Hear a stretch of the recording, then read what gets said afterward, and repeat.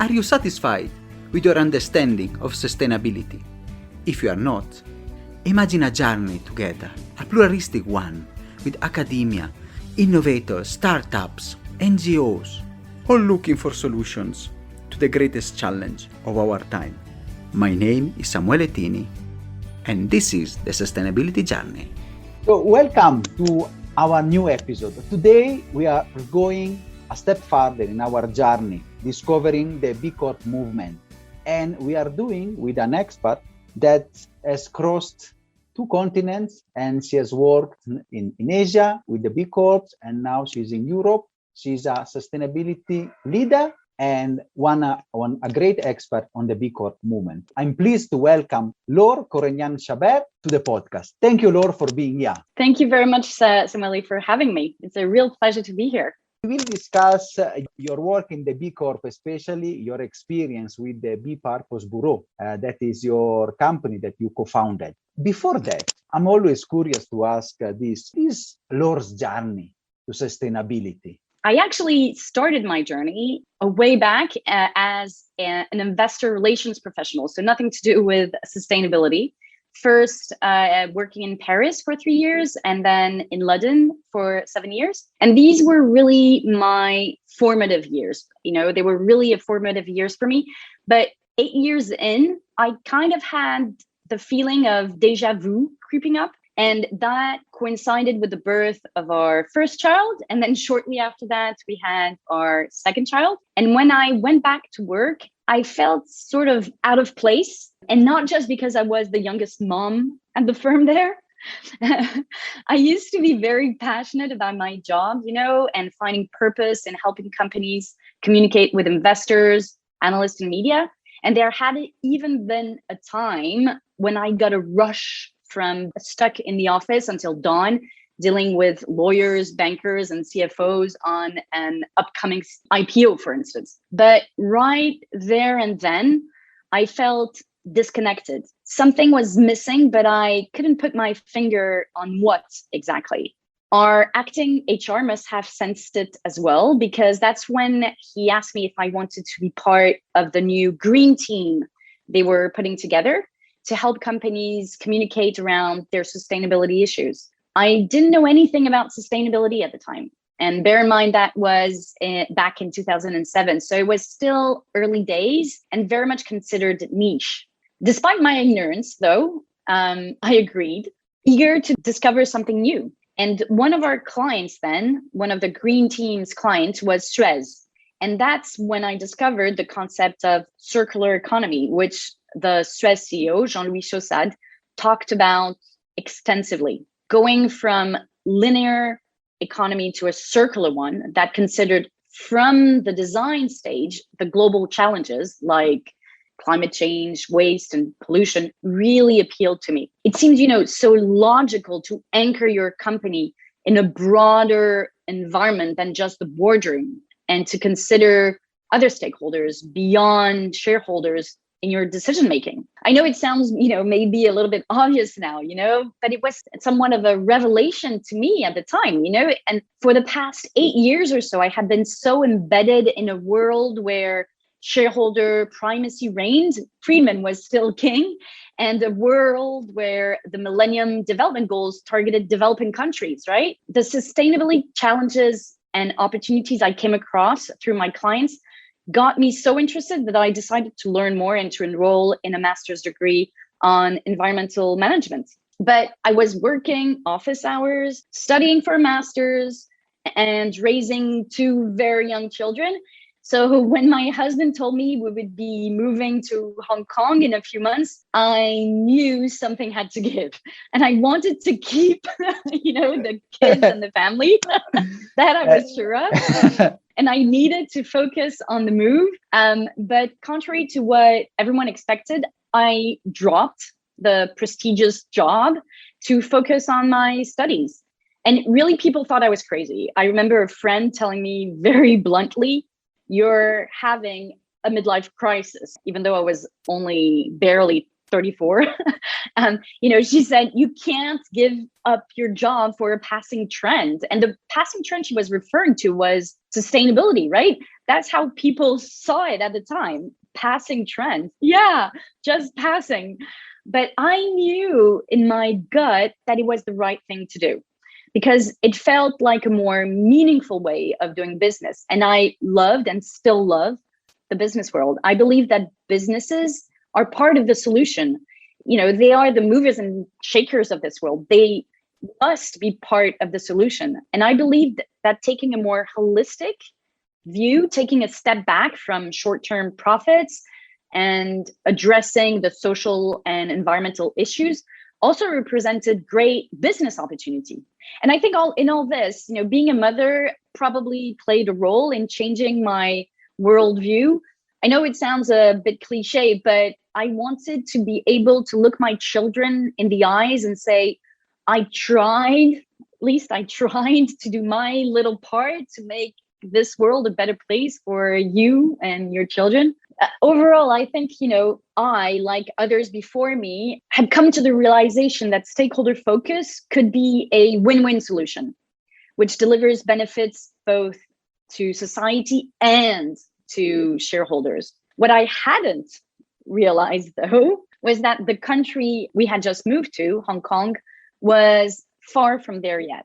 Some, / most of my friends already thought I was crazy, but for having chosen, the sustainability path over a career in financial comms.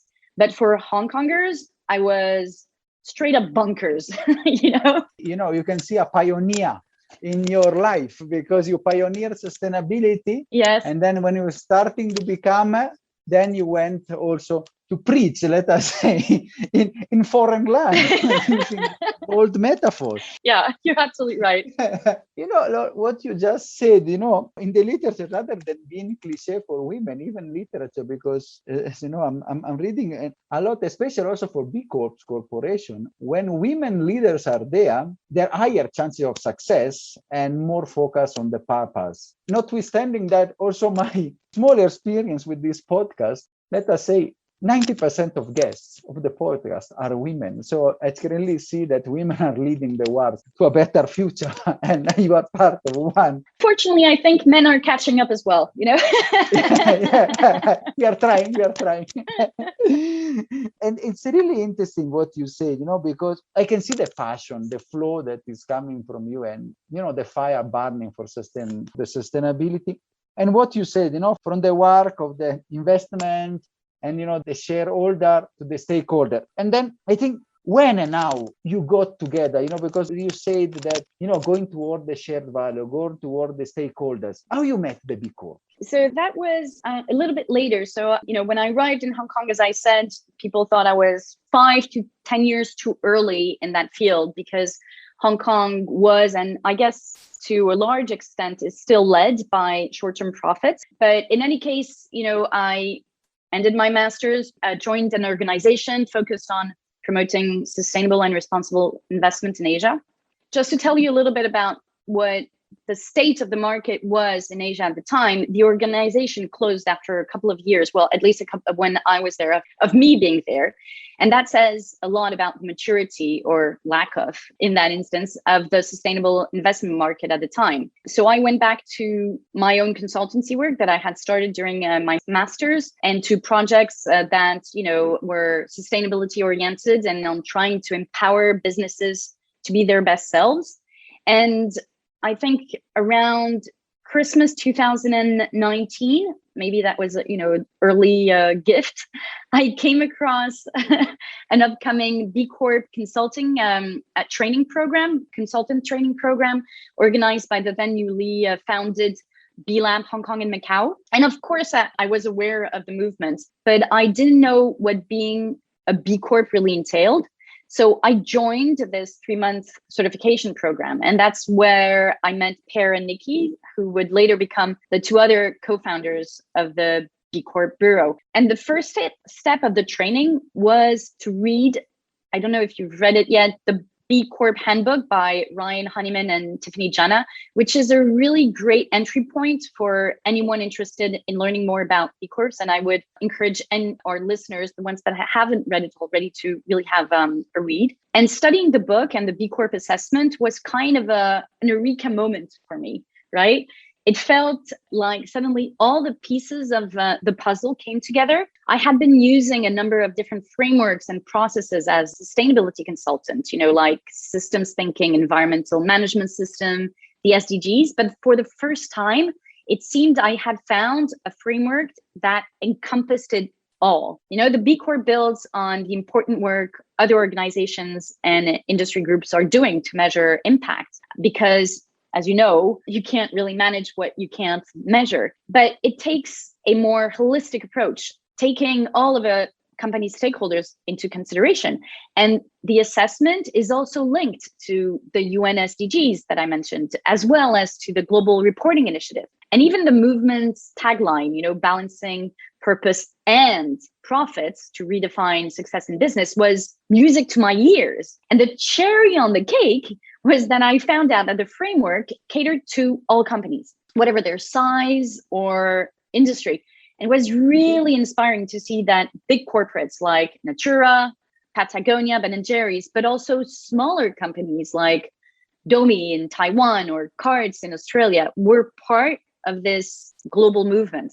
And in parallel of my own consultancy projects, Nikki Pear and I started working together on B Corp workshops and on supporting companies on their B Corp journey. And we really, really got along and felt passionate about the movement. But we also saw that more and more people wanted to buy from, work for, and invest in businesses that they trust and whose values are aligned with their own. Even in Asia, sustainability was really becoming mainstream. If you just take consumers, for instance, before the pandemic, they had started prioritizing sustainability, but this trend was accelerated by the pandemic. There's no lack of research on the topic, as I'm sure you know, and I don't know if you saw this recent study by PwC, which found that half of all global consumers surveyed said that they had become more eco-friendly. And I actually really believe that this consumer behavior is here to stay. Already back in 2017, and it seems like a whole era ago, considering what happened since globally. But a study by ConeCom had found that 94% of Zoomers, which account for, around 40% of all consumers globally, so quite a substantial piece of the pie, said that companies should address urgent social and environmental issues. There's been countless studies over the past 5 years or so, all pointing in the same direction. Stakeholder focus is here to stay, and the good news is it's working.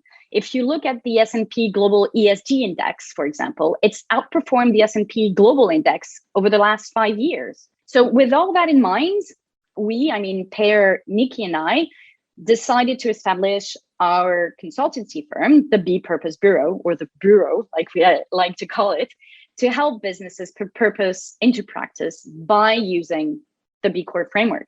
That is incredible.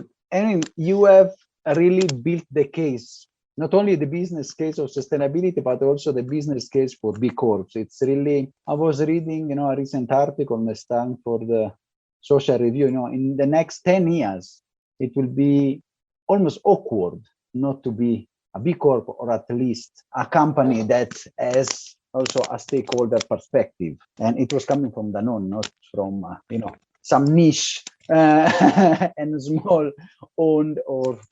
So it's really something that, as you said, there is this new push. The customers are coming, and really also Asia is moving. So one of the questions that many people ask, about the B Corps, and you say, is it B Corps?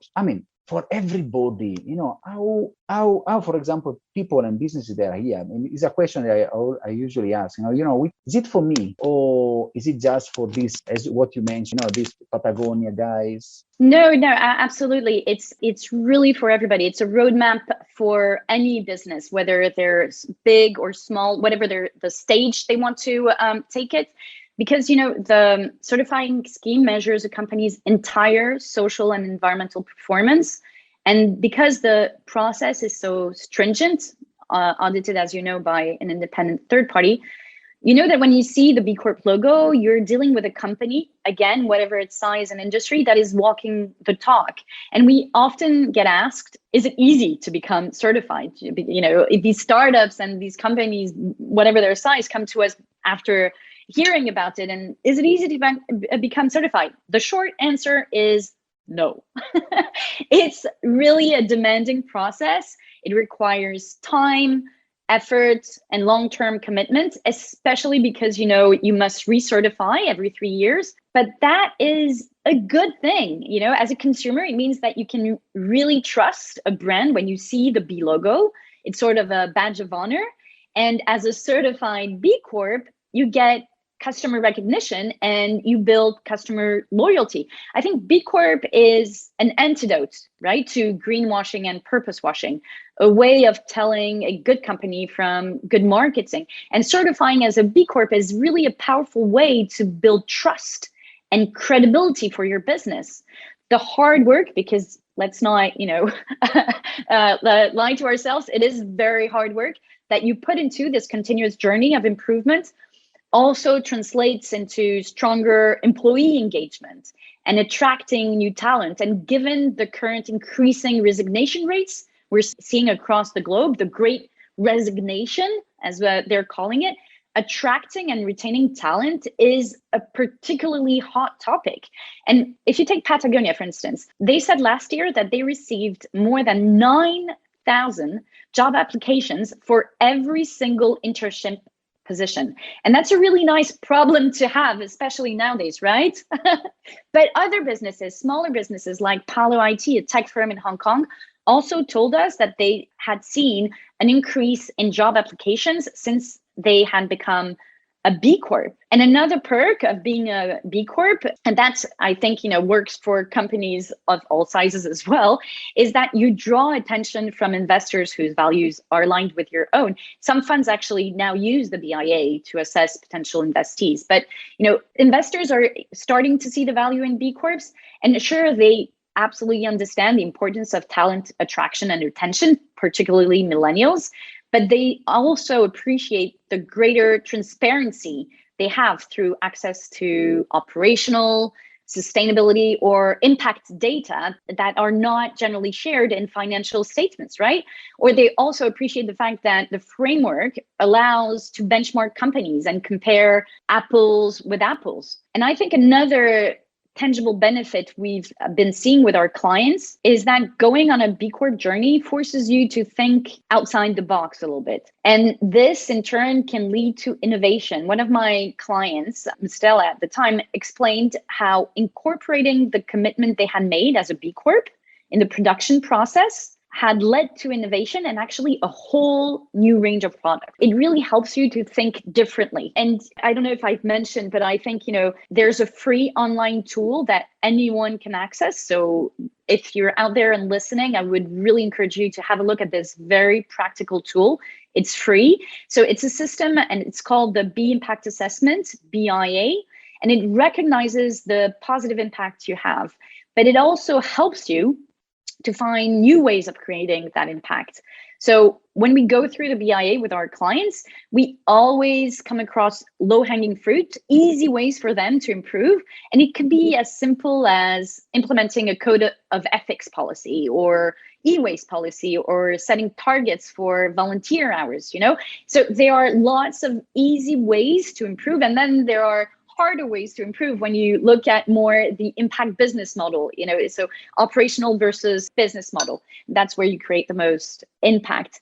And I think the last benefit of being a B Corp that I'd like to share with you today is, because that's one that we hear over and over from B Corps, it's that you join a global community of like-minded businesses, a community of visionary leaders that support each other.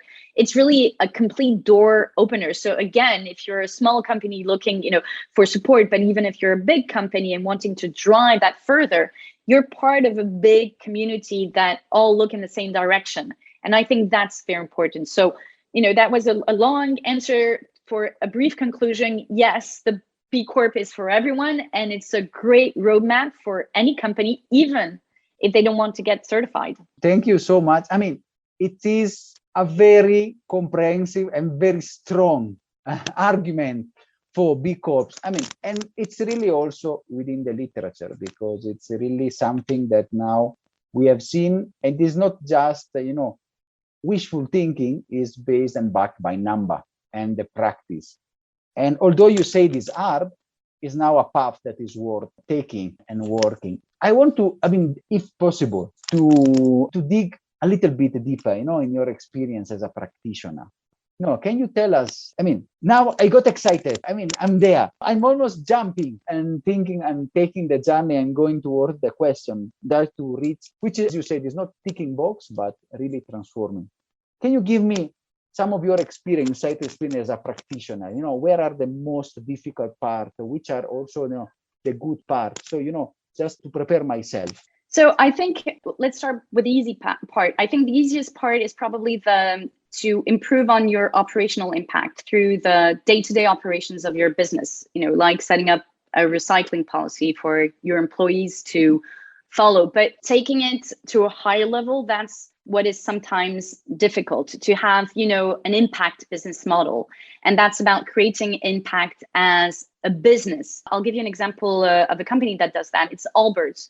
They produce and sell products. So they make profits. It's really within their business model. They make profit out of producing and selling products made from recycled materials. And that's, the biggest impact. And that's where companies find it sometimes harder, because sometimes they come to us and they think they have everything figured out. I remember a client once said, we have recycling bins in our offices and we go once a year, we do beach cleanups. We should be able to certify. Actually, no, it goes a little bit beyond that. Those are very good steps. And, please do continue to do those. But B Corp is about, going the extra mile and taking steps a little, further. So it is about the business model and really embedding all those values and the purpose into your business. It's not just about the operational changes that you need to make as well. That is very, very, very interesting. So it's really a journey as a transformation. It really matches also some other interviews that we had. We have these very nice things, yes, but how much is matching your revenues? So as you say, how is going deeper? So it's an holistic, what you say, I like the word they have used, an holistic approach towards operation and all the way you plan. Absolutely. And just to add something to that, I think one of the things that our client find sometimes difficult, and that the PIA or the framework really helps with, is to be coherent in everything that you do, because sometimes you do things in one area but they're not necessarily linked to what you're doing in another area. And the framework allows you to take a step back and think, okay, so we're doing all these great things, but how can we actually put them together in a more meaningful way? And it allows them to take a step back, and we help them do that to really find their purpose. Why do we want to do those things? Why have we been doing those things? And do those things make sense actually for us? Or should we change what we're currently doing? Because sometimes, it's there, but because it's been there forever and nobody has questioned it because it's been doing good, right?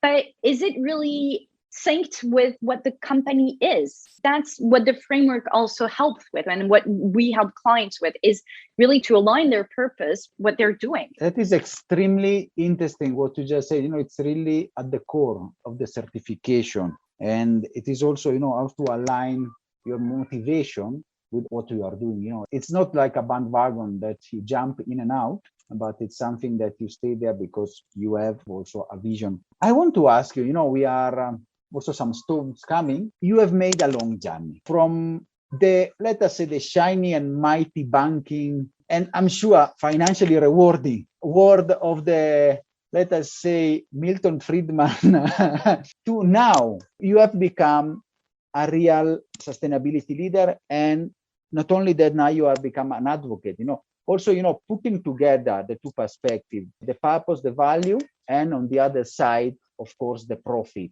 Can you share some insight some lesson learned in all this journey, in Laure's journey? Yes. I think one of the big lessons for me was to go with your gut and, follow your passion and really don't give up. I found that staying true to myself has really helped me overcome the many hurdles I came across. And I think whether it's an individual or a company, you will encounter bumps on the roads. This is not an easy journey to take, but a purposeful journey will always be meaningful and I think very rewarding. And also, I think, another message is that, so I've been a professional for more than 20 years now, and it's no longer enough to be different. A company really needs to be making a difference now. If you want to do business for good, or like in the B Corp community, we say, be the best for the world, not just in the world. Again, I would encourage our listeners to take a look at the B Impact assessment tool online. It's free, it's for everyone, and it can really be a roadmap for any company or any individual who has been a sustainability professional for some years and, like me, has seen and applied a lot of different frameworks, but this one really brings it all together. It is a great and wonderful insights, because it's I really like, follow your passion, and you have really lived to your words, because it is not a choice that everybody will have taken lightly. And sometimes we feel, but more and more people, as you said, that is also why the higher turnover and churn with people. It's really because people, and especially younger generation like us, we are really trying to live up the purpose. We are not just there because of paychecks and maybe parks or golden watches, but really, to make a meaningful impact. And even the teenagers of today, they are showing also this. So it's, and the consumers and even people see is recognizing it. What I love the most, it's your passion, your energy. You are not just, there to discuss. You are there even from a screen. You can perceive the energy that is coming out, and you believe your work, and really you are trying to work for the benefits of the B Corp movement. Thank you so much, Laure. That's fantastic. Thank you very much for having me. That was a real pleasure. Thank you, Laure. Wonderful. Are you satisfied after this wonderful episode? Let's continue together our sustainability journey.